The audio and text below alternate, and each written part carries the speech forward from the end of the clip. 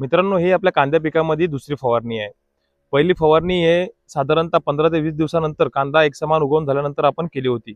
त्यामध्ये आपण थ्रिप्ससाठी घेतलं होतं आणि थंडीमुळे शेंडे करपत होते म्हणून एक बुरशीनाशक घेतलेलं होतं।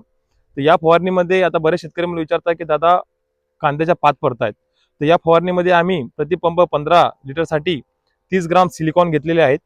त्यासोबत एफएमसी कंपनीचं अजागा डिओ हे घेतलेले आहे प्रतिपंप 15 मिलीसाठी 15 लिटरसाठी 15 मिली आणि एक कीटकनाशक घेतलेले आहे अलिका सिंजंटा कंपनीचं प्रति 15 लिटर पंपासाठी 15 मिली।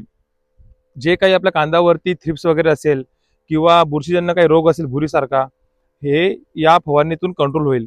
सोबत जे पाता पडतात हे सिलिकॉनमुळे त्याचं नुकसान होणार नाही। सिलिकॉनवरती आपण एक स्पेशल व्हिडिओ बनवले आहे, ते आपण बघू शकतात। धन्यवाद मित्रांनो।